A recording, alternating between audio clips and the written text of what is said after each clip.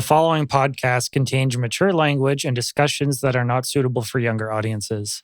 The opinions voiced in this podcast are our own. Listener discretion is advised.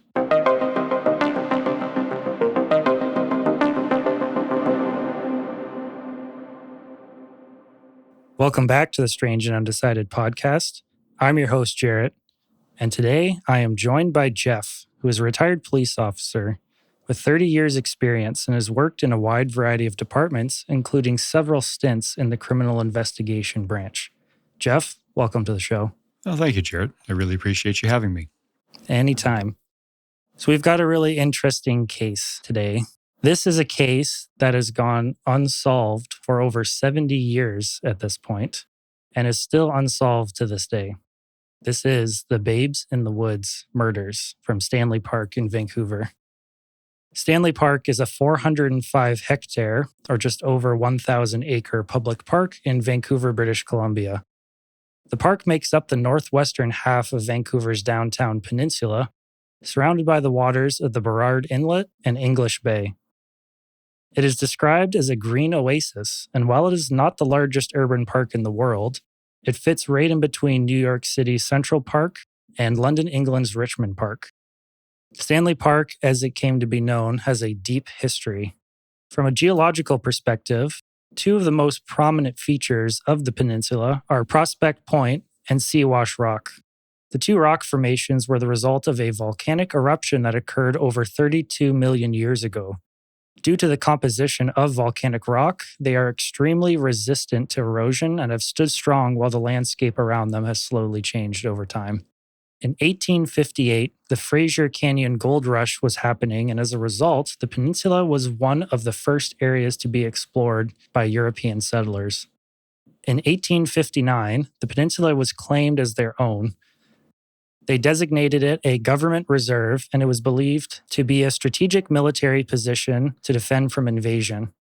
In 1886, the land was turned into a park, which was also Vancouver's first public park. The park was named after Lord Stanley, who was a British politician and had been appointed as the Governor-General of Canada.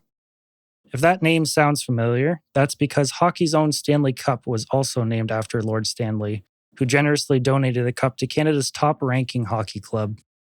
In September of 1888, the park officially opened. For the opening, a resident of the area described the proceedings. Quote, "Lord Stanley threw his arms to the heavens, as though embracing within them the whole of 1,000 acres of primeval forest, and dedicated it to the use and enjoyment of people of all colors, creeds, and customs for all time. I name thee Stanley Park." End quote.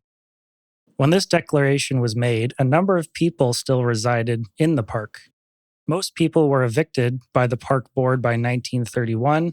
However, one resident, Tim Cummings, who lived at Brockton Point, was able to stay in the park until his death in 1958. The park board also evicted Chinese settlers who resided in the park and considered them to be trespassers, and they refused to leave. According to the daughter of the first park ranger, Sarah Avison, the park board instructed her father to set fire to their buildings. She described seeing them burn. She stated, "There were 5 of us children, and you know what children are like when there is a fire. So father set fire to the shacks. What happened to the Chinese? I do not know." Despite all the evictions and alleged house burnings, there were still field homes which were lived in by the park's caretakers. They were not charged rent by the city if they assisted with park operations and maintenance. This was discontinued in 2006 when Vancouver decided not to replace caretakers who moved away or retired. Our story begins with one such person. On January 15th, 1953, one of Stanley Park's caretakers made a horrifying discovery while tending the park's needs. A man named Albert Tong, who was a garden caretaker of Stanley Park, was clearing brush deep in the woods near Beaver Lake when he heard and felt something crunch under his foot. He dug beneath the brush and cleared out decaying leaves to reveal human bones embedded in the earth. He then saw a decomposing fur coat covering something. Cautiously, he lifted the coat to reveal 2 small skeletons, later to be confirmed as the remains of 2 children. Perhaps shocked by his discovery, Albert did not report the findings right away. However, the very next morning, he decided to tell police and led them directly to the site. The true reason for him waiting to report the remains is unclear. So, Jeff, could you shed some light on why someone would hold onto this kind of information and maybe not want to tell police? From my point of view, I feel like your average person would report that right away with no hesitation. I agree, Jared. But you got to look at the time and the era. You just finished telling us about the park and how the Chinese settlers had to be removed and how much of an aggressive stance the park board took on that. At that era, those people of that ethnicity, the Chinese, were not looked on very favorably. And maybe Mr. Tong thought that somehow he would be blamed for the murders, despite them obviously being very old. There might have been some fear and not sure what he should do with this. That makes a lot of sense. Police arrived at the scene and quickly assessed the area and began their investigation immediately. The remains were found in a thickly wooded area near Beaver Lake, which is close to the Lionsgate Bridge entrance to the park.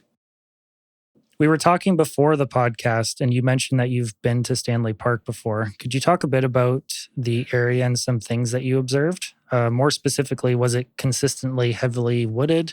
Was it remote in certain places, particularly quiet, stuff like that? Yes, I was there in 2010 for the Vancouver Olympics. I lived there for about 5 weeks and spent some off time hiking around the Stanley Park area. Right now, in today's day and age, it's a beautiful place. There's paved paths all around some of the interior, but all around the exterior with a nice rail, beautiful views. That said, it's still quite heavily wooded and some areas that just have been left to overgrow. And so it is quite a beautiful place. That said, if you look back to post-war Vancouver, it was much more overgrown. I've looked at some articles and some pictures of that, and it really was almost a place left to go wild with some open areas in it.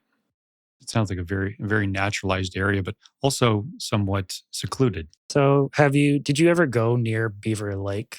I went around it, yes. It's quite a secluded area with lots of trees and some areas that have been left to overgrow. They really want to keep parts of that park very naturalized. Just through one of my little hikes that I went through there, stumbled across the aquarium, and you'd never really know where it was because it is rather secluded back there. So I can imagine back in the 1940s and 50s, it being very overgrown before the park really got kind of manicured to the way it is today. Oh, that's interesting. So, back in 1953, you said it was more overgrown and more naturalized, if you will. This would be kind of a perfect spot to hide something. Yeah, whatever happened, there's some areas of the park that are still to this day quite secluded. With 1,000 acres, that's a large area that's really left to be a parkland. So it can't be cut and trimmed and opened up, especially back in those days. I would venture to say in the late 40s, early 50s, in post-war Canada, probably not one of the economic priorities for the city of Vancouver. That makes sense. Detectives examined 2 sets of remains discovered and observed that they have been positioned to lay in a straight line mirroring each other, with the soles of the feet facing the others. The coat had obviously been used to conceal the bodies. 2 World War II era aviation caps, complete with goggles strapped to the front, were found, with one on a skull and the other one sitting near the second victim. The clothes worn by the 2 victims had all but disintegrated. However, a zipper, a belt, a jacket, and a pair of shoes were left behind. A metal lunchbox containing long-expired food was also recovered, as well as a single shoe, a woman's size 7.5 penny loafer. The woman's shoe was found under the shoulder of one of the victims, and this finding led police to believe it belonged to the killer. Scanning the area further, police recovered what was described as a roofing hatchet or a layman's hatchet close to the 2 sets of remains. The blade was rusted and the handle was broken. Police believe this to be the murder weapon, but this would not be confirmed until later. Called to the scene was a doctor, not a forensic pathologist, which is an important detail for later, and they stated that the bones belonged to a boy and a girl, one aged roughly 5 to 7 and the other 7 to 9. How the doctor was able to definitively conclude this at the time isn't very clear, but this would prove detrimental to the investigation in the future.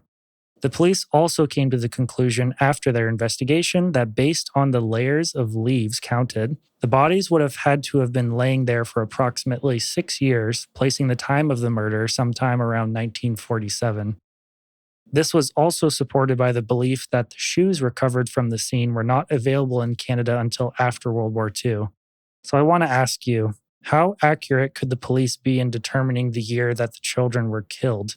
They didn't have access to many of the modern day forensic tools and services that are available. So, can this estimated time of death, if you will, truly be accurate? It's a great question because back in that day, the forensic sciences, as we call them today, were much more rudimentary. We didn't have ways to check blood samples for DNA, very little as far as typing goes. The way they look at an old site like this would be to look at layers of leaf and different detritus from the forest and what layer or what state of decomposition they were in. They would look at plants that might have been growing it from seed and the length of time it took for roots and other branches to go around, and they could time that kind of stuff. Actually, those are two techniques that are still used in forensic archaeology or anthropology today. And it would be reasonably accurate. Definitely not to like a day, week, or even a month. But to narrow that down to like 1947 or 1948, that would be fairly accurate. Okay. Yeah, because I believe that was, as we'll get to later, a contested point. The two sets of remains, along with all the evidence collected from the scene, were placed into two separate cardboard boxes and taken to the city morgue where an autopsy was conducted. The autopsy revealed that the children had died as a result of being struck in the head with a sharp object, presumably the hatchet that was found near the bodies. There were notches in one of the skulls that was confirmed to have been made by the hatchet as it matched the blade perfectly. On the other skull, there were depressions in certain areas, which indicated that the blade wasn't used, but rather the blunt end or possibly the handle. Detective Don McKay of the Vancouver Police Department made a statement about the injuries back in 1953. He stated, quote, "They were light blows that barely made a depression in the skull. I believe a man would have struck harder," end quote. This sent the investigation in the direction of thinking a woman may have committed these murders rather than a man. One of the biggest issues in the case was that police had no way of identifying the two children. To try and gain more information, police requested the public to help identify the children and potentially their murderer.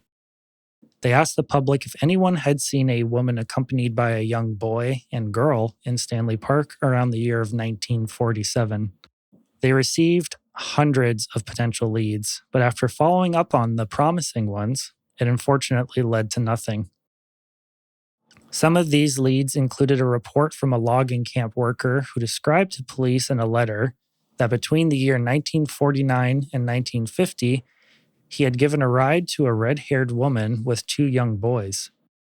He said one of the children had an aviator cap on.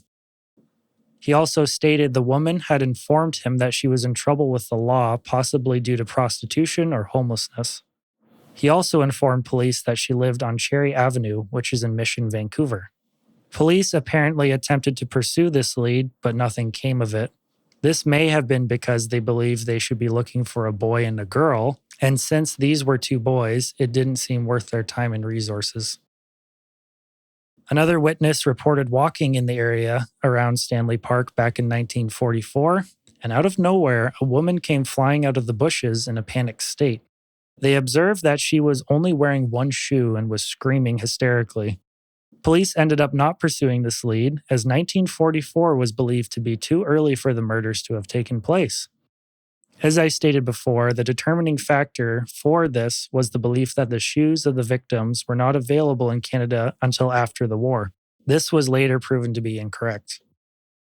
A female witness reported that she had observed a woman wearing a coat in Stanley Park accompanied by two children. She was also carrying a hatchet and took the two children into the woods. The witness said that she saw the woman eventually emerge from the woods sometime later and was now missing a shoe and her coat. She remarked the event as odd and went as far as to record it in her diary. It is unclear if the police ever pursued this lead, though.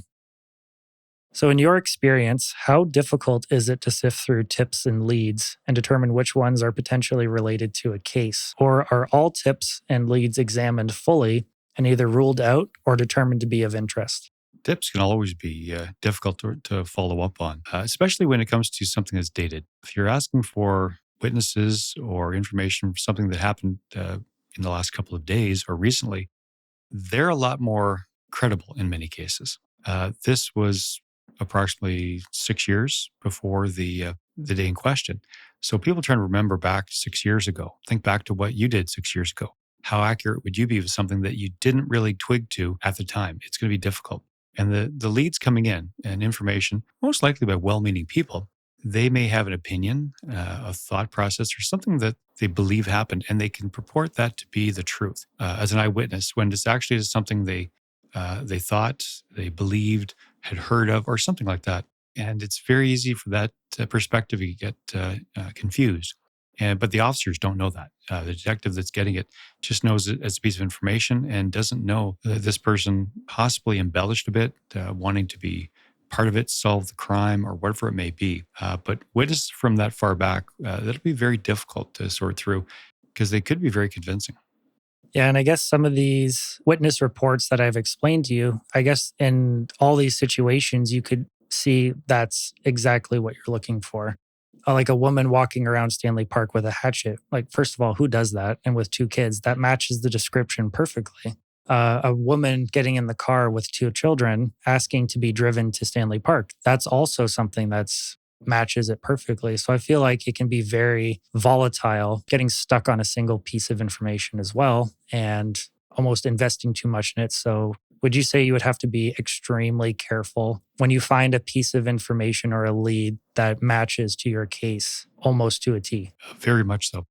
The human brain does not like incomplete pieces of information. You'll get something called the confirmation bias, that when you remember something, the brain doesn't like the big question mark, that what happened here and what did this actually mean?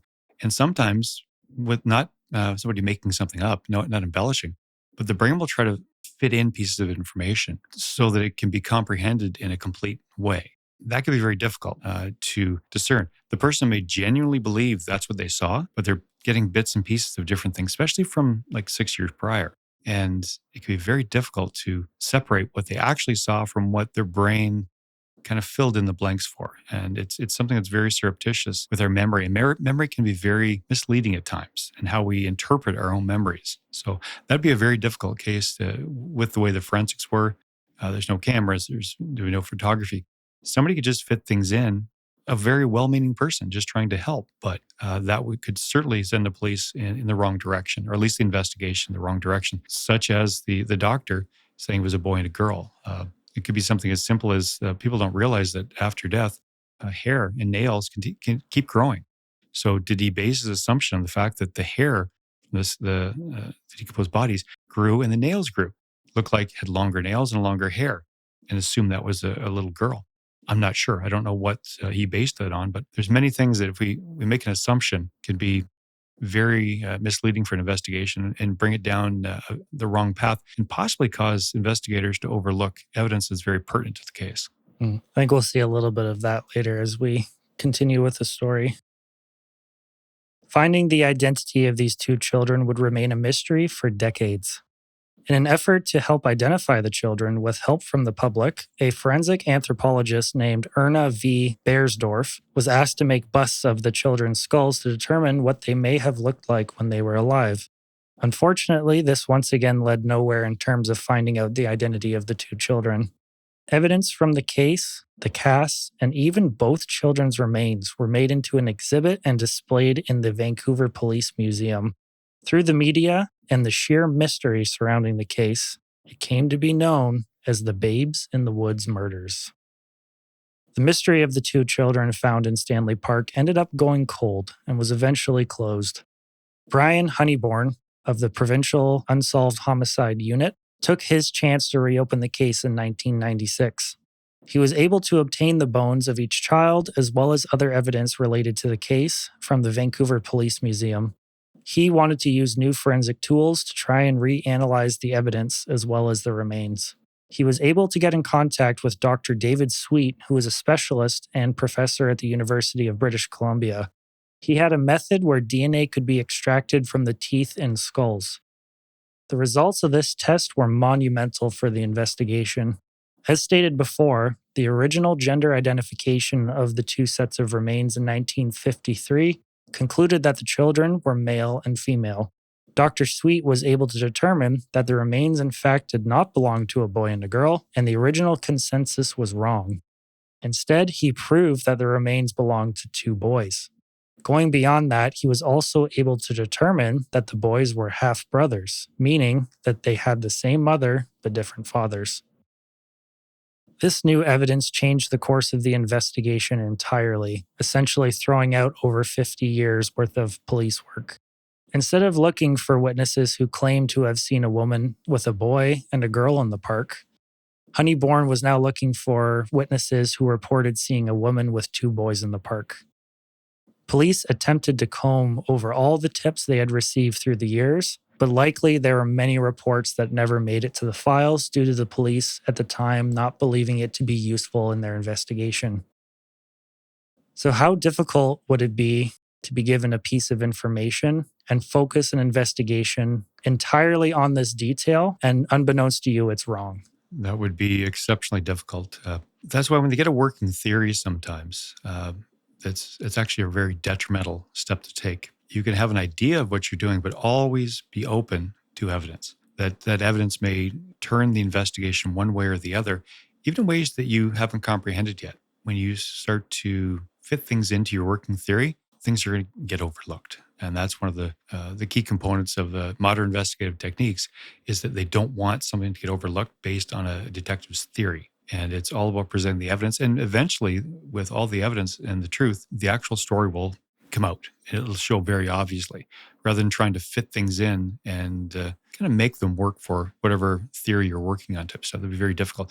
And looking back through time, and things get diluted, clouded, and a little more vague as time goes by, and you can't re-interview these people. It's going to get harder and harder and harder to determine what is actually good evidence, a good tip, and what is actually just information that isn't really pertinent to the case. So, that one detective back in 1953 who immediately concluded that due to the autopsy saying the blows to the head weren't deep and saying this was most likely a woman, would you consider that to be a detrimental working theory? Not really. He's coming to a conclusion based on that. That'd be an option. That would be a possibility, but I wouldn't move that as a working theory. I'd still be open to other evidence, but that's a different time, different era. That's back in the day. Like now, detectives, there's all kinds of education courses, seminars, things they'll do to really enhance their ability, major case management, and how investigations, major cases should be run. That's all modern, is what we expect today and what we know today. Back then, it was just somebody who had some investigative acumen that got moved over and became a detective. There really wasn't much in the way of training. The modern police forces are much better educated and trained, and there's much better resources. So it's really difficult to go back and levy any criticism or kind of use our modern perspective to tear apart the investigation. They were doing the best they could with what they had. And at the time, they didn't have very much. Yeah, I feel like it's really easy in these kinds of cases to look on Google, for example, and look at the case and go, oh, police butchered this one entirely. You have access to a computer, you have access to all of the evidence essentially here, and you can read everything in a matter of 20 minutes. This investigation was done over a long period of time, and they had to find every single piece of information, which was nicely laid out for you in a Google article. So I feel like before people bash police and their investigation, they need to have the perspective of what it would be like to do an investigation themselves. And the simple things, such as they find the two bodies. Forget about the boy and girl, but just two children that are no longer there. Today, the first thing you do, a frontline officer, not even a detective, would look to see if there's any missing persons. And they look, that's the first line of investigation they're going to look at and to see who's missing. If there's somebody, because you may have somebody who's gone home and reported their kids missing, whatever the case may be. You couldn't even do that back then. There'd be some paperwork in a report. If they were out in, Surrey or Coquitlam or some other smaller place, nobody else would know about that, just that local police force, because it was strictly paperwork filed with them. There was no organization, interconnected information sharing, that kind of stuff. So that could be very, very difficult. And that's really a somewhat modern take on things. Unless it was a very difficult case where you suspected foul play, you wouldn't even have a missing person on a national database. It would still be with a local police service up till 25 years ago. And that's the way it was. So going back to the 1940s and 50s, it was even more rudimentary than we are today. That makes a lot of sense. Some new leads Honeyborn was able to find that were promising included the following, which I am quoting from his lecture in the Vancouver Police Museum's Murder, Mystery, and Intrigue. A woman who stayed in the New Haven Hotel with 2 boys and then disappeared. A woman from Mission who hitchhiked to Stanley Park with her 2 young boys. The boys were both wearing aviation hats as well. A woman, allegedly a prostitute, who lived with her father and 2 young boys in a house by the lighthouse at Prospect Point in Stanley Park. A woman and a man who was seen with 2 kids at Stanley Park with a hatchet. The woman was said to have disappeared into the woods with the kids and the man. She returned later with only the man. She also had blood all over her legs when she returned. Despite all these new leads and following up on all the stories, it was determined that all of the children in question were still alive, or the dates and times did not match the timeline of the murders. Despite not finding any immediate answers, as a sign of respect for the 2 boys, Honeyborn wanted to give them a final resting place. He had the majority of the bones cremated and spread the ashes into the sea, attempting to bring closure to the 2 nameless souls. However, he had set aside crucial bones for future DNA testing.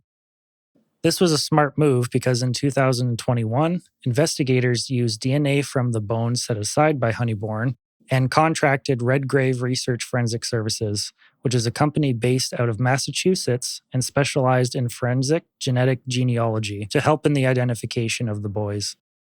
They finally had a breakthrough in the case.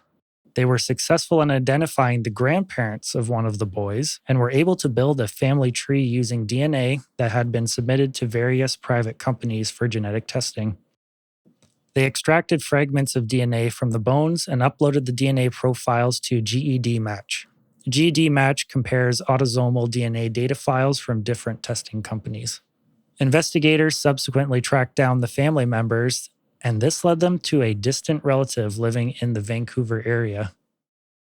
When informed that the babes in the woods were related to the family member tracked down stated that their family had been told that the 2 boys were taken away by social services.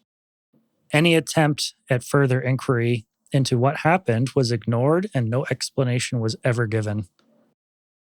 After 70 years, the Vancouver Police Department were successful in identifying the victims as Derek and David Dalton, aged 7 and 6 respectively. They were found to be of Russian descent as they had immigrated to Canada in the early 1900s. The boys had been living in Vancouver and had relatives living there as well when the murders took place. Further investigation revealed that the person who most likely killed the boys had probably passed away 25 years prior to the discovery of the boys' identities. They were successful, however, in cracking the long unsolved cold case and giving the boys their names back.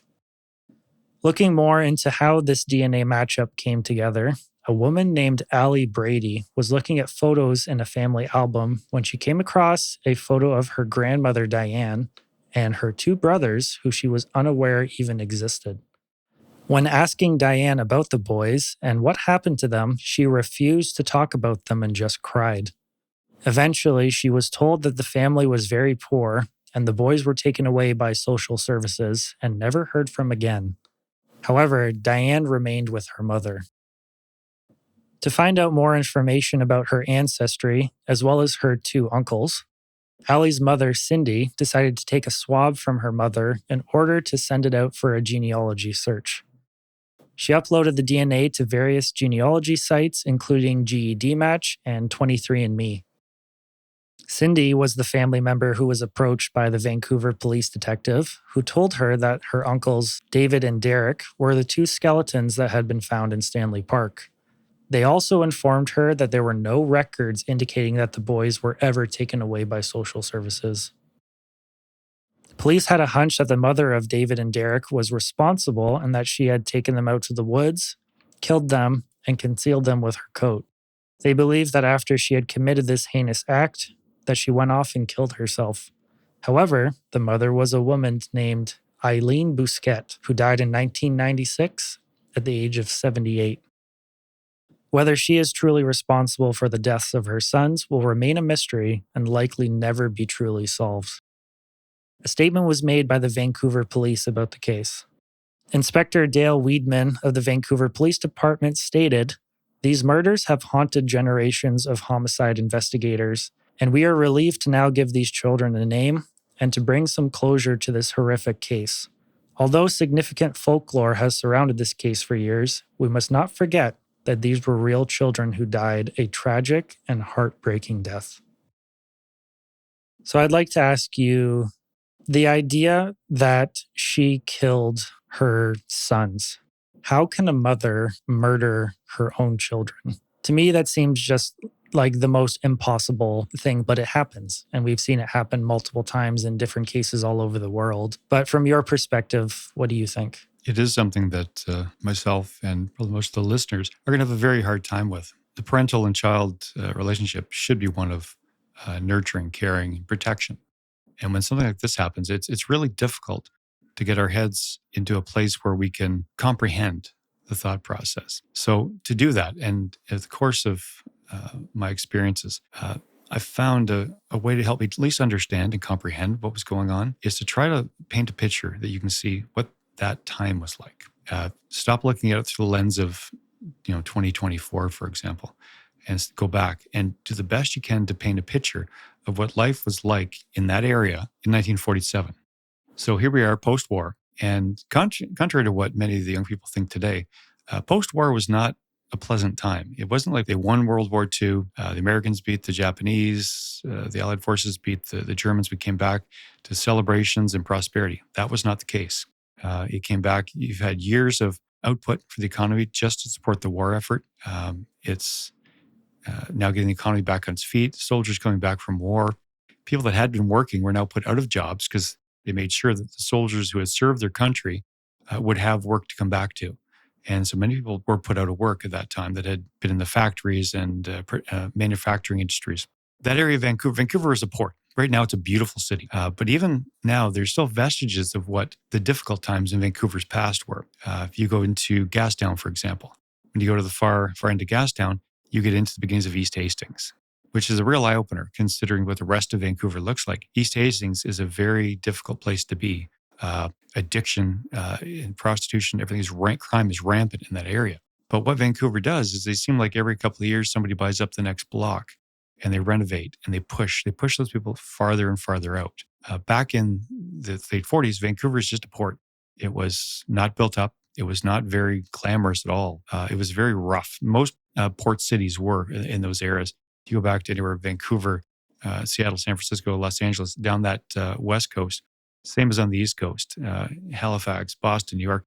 They had the docks were very rough. Anywhere in that area was very rough. And poverty was rampant in that area, not just in Canada, in areas of the US, but all over the place. Great Britain, I read a book actually about the lead singer of AC/DC, Brian Johnson. And growing up in late 1940s and 50s in Newcastle, they still had rationing into the mid-50s after the war. There just was not enough money, not enough material. And that was pretty prevalent. You look back to the timeframes when the baby boom generation, they'd have 4 and 5 and 6 kids, but money was not plentiful and kids grew up poor. The baby boom generation initially, a lot of them grew up fairly economically challenged. So that's the area you're in. It's people who have a hard time just having food, having shelter, the basic necessities of life. And that can create a sense of desperation. You take into that, I think you've already touched on the DNA, shows that the 2 boys and their sister all had different fathers. Now, if you go back to an impoverished area, there's nothing about the mother ever working. What was she doing for money? Are there different relationships involved where she was relying on them for monetary survival and became pregnant at different times? And maybe the father's left upon her getting pregnant. That's a possibility. Area that's something that's not really talked about.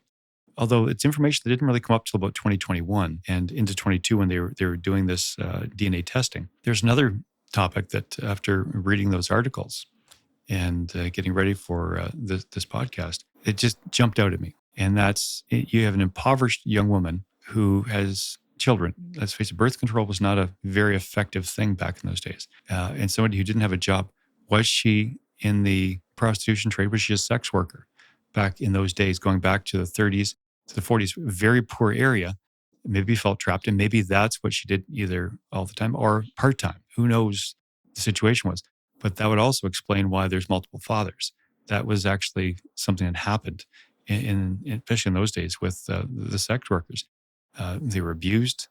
They were not cared for. It was a very, very difficult life. And we don't know the level of desperation that she would have felt if that's indeed the case, and the pressure. Maybe the best analogy is if somebody were to have such a hard time in life that they committed suicide, what level of depression, anxiety, hopelessness has to get into their mind to take their own life? What if that same thought process went towards, and she was directed towards those kids, that they were the causes? Somehow her mind made up the thought that the kids were the source of her problems. And if the kids weren't around, that life would be a little bit easier. Again, it seems very totally egregious that anybody could even think of something like that. But we don't know what the mental state was. Or was there a partner involved, a male partner involved here that didn't want the kids around and either forced her to do something or did that himself to get rid of the boys because he didn't want that life? Could it be somebody who'd come back from war with what we call today post-traumatic stress disorder, PTSD, or syndrome, whatever you want to term it, and just didn't get help that they needed? Because there was no help back in those days. There was no, very, very little. They'd lock people up in a sanatorium, but there was not counseling. There was not help for decades and decades after that for anything along those lines. We don't know what the thought process was.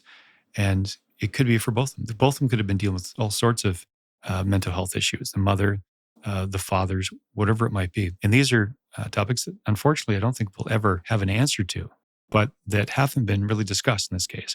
And I think that's, as we spoke about before, the danger of getting a theory and holding on to a theory despite new evidence coming up. You have to be open-minded. And that's a very real possibility, at least worthy of discussion. So I guess branching off that, I guess you could say at the end too, because this is still not a solved case. There's only speculation surrounding it.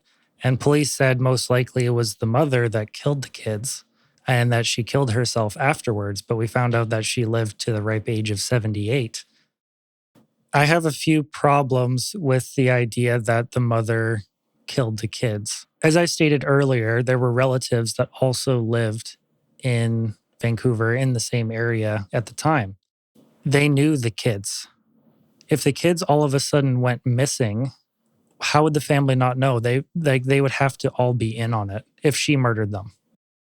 If she had killed them, would they not question her about it? Because this was a family secret of sorts. Like Diane kept it a secret and she never talked about it at all. So what do you think about that? I know you were mentioning before that there were some theories that you wanted to discuss that weren't conventional ones. So I would definitely like to hear those from you. Well, the mother being a possible sex worker was the one that would explain the three different fathers.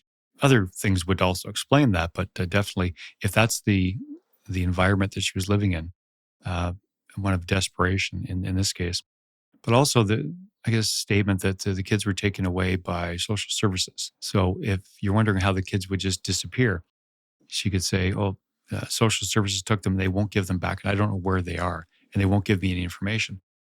Plausible story to tell other family members. That theory had gone on for quite a while. Investigations right up through the 90s, I believe, showed that there was never any records, that the boys had never been taken by social services. There was one article I'd read where the daughter, I think it was Diane was her name, had gone to Alberta for a while. And with the mother, there was a separation. And the article went on to talk about her being a very nice woman. But anytime they would talk about this situation, it was like a family secret. And she was very sad. It would actually break down. And it was known, but it might be one of those situations where gradually things come out with the family, but it becomes the dirty little secret years later. And you'd think that when two boys go missing, maybe some of the family members, like 6 years later, would think maybe the two boys weren't taken by social services. But then what do? And they see the trouble that Eileen had gone through and the struggles she was facing. And maybe that's in their mind, better to just say nothing and move on. I think many families going back through history can have dark secrets that they look at as just best to be buried. Nothing can come of it. No justice. Nothing can bring those boys back. And maybe their thought process is just to leave the past in the past and move on. Not really sure how they would do anything and how, because realistically, they don't have any direct information. It's speculation. So, and I'm guessing at their mindset and their thought processes. But more than we know, there are secrets in the past of families, in most families, that they just don't talk about and don't want to for a variety of reasons. And that would be the case here, that later on, I know they talked about Eileen, and the one girl, I think it was Allie, was talking about her grandmother, and these boys were her uncles. But she said, a very sweet woman, would care for the kids, and she looked after, very, very warm and generous woman, but she was always sad. You'd have to ask yourself, why was she always sad? Because either she was responsible for the death of her sons, or was at least a party to it in some way, shape, or form because of her lifestyle, and looks back in that time as a very dark time and just tries to move on from it. Nobody wants to talk about it. Nobody wants to go back. And for what reason? In this case, she's an elderly woman. And when that's all coming out, nobody really understood. Like Allie didn't even know that she had two uncles. Had no idea why her grandmother was sad. And nothing would seem out of the ordinary, but they had been through some difficult times.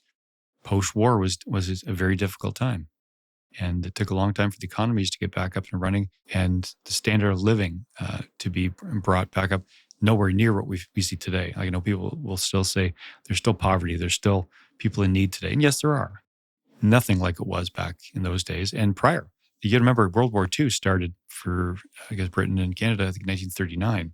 We're not that far to the Great Depression in North America. They came through all through the 30s. And so that huge economic pit for 8-10 years, whatever it was where we were economically. Then we went to a war. So times were not great post-war.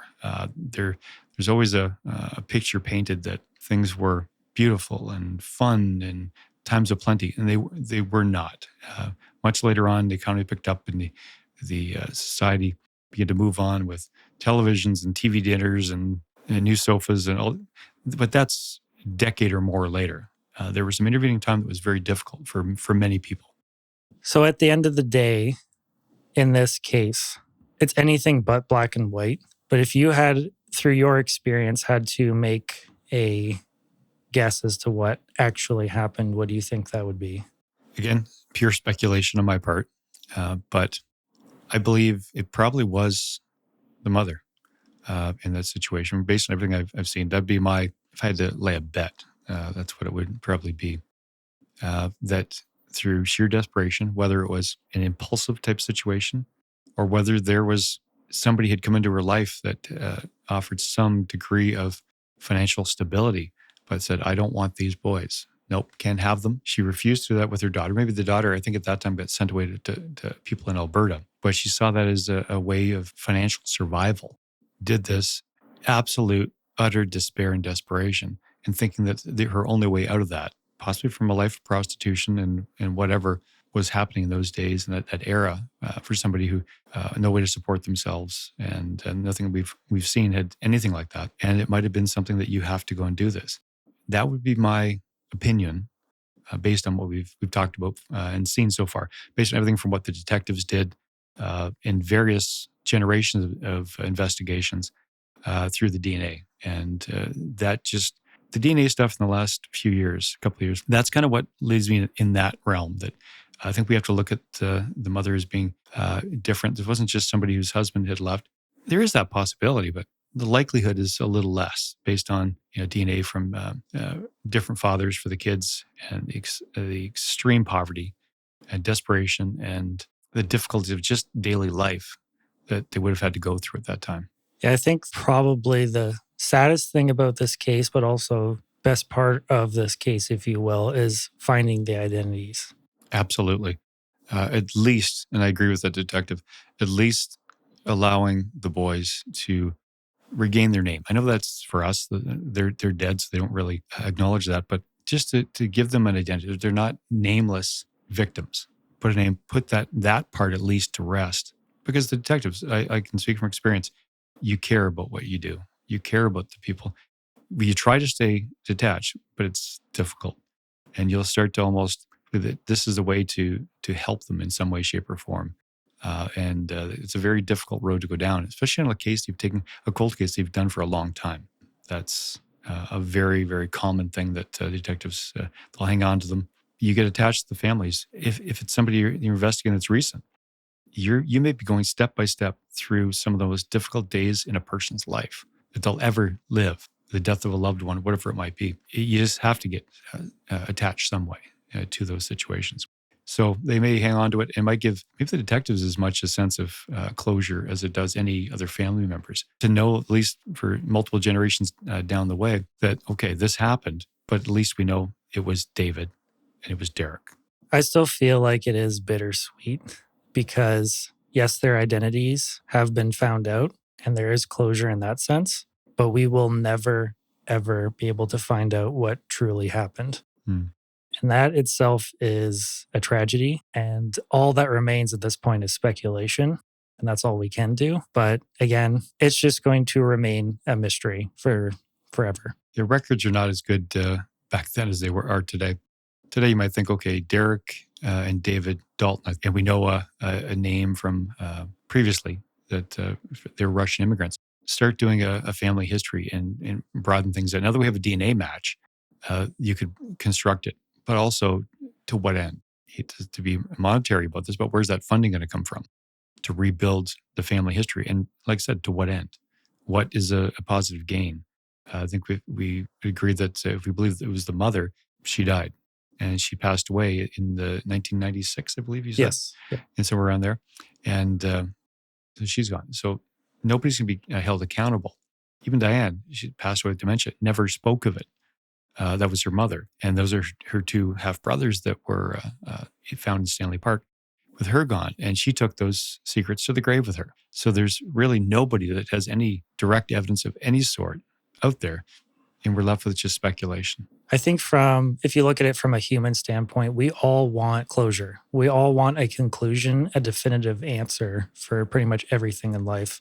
And I think that's the most troubling thing about this is there is no definitive answer. We have their names and that brings some consolation to everything that happened, but we will never know what actually transpired between those boys and whoever did kill them. But I think there is, and again, this is my opinion, I don't think at this point there's anything more to gain from this case.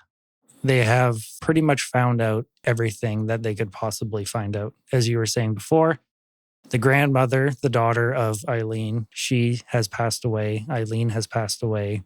There's pretty much nobody else alive that has any information. And that's in a case like this where there were no actual eyewitnesses of the event taking place, just potential witnesses. There was no other forensic evidence. That's pretty much it. The only possible lead they could go down. Now, they did the DNA testing and they came up with this family that right on through to where Eileen was and Diane. What about the father's DNA? If there's 3 different fathers, you wonder if there's any DNA links that they could look up for them and backtrack. And maybe there's somewhat of a living relative that somebody's talked to. That not coming forward tends to support my thought when I first saw the DNA evidence that that she may have been a sex worker. And the fathers would have no information because it's the anonymous nature of those relationships. Right. Well, I'd like to thank you for coming on the podcast today and taking the time out of your day to examine this case with me. Your expertise was greatly appreciated, and I hope that it sheds some new light on this case because it has been pretty heavily covered over the years. There's multiple other podcasts that do talk about this, but not in the way that we have essentially thought about it together or the theories that you have come up with. So I just like to say thank you for taking the time to do this. I'm glad to be here, and I hope that some of the listeners out there will find some of this insightful or at least interesting. All right, so that's going to end the show for tonight. If you have any ideas for the show or want your story featured, please email us at strangeandundecided@gmail.com. All right, so once again, thanks for listening. And good night.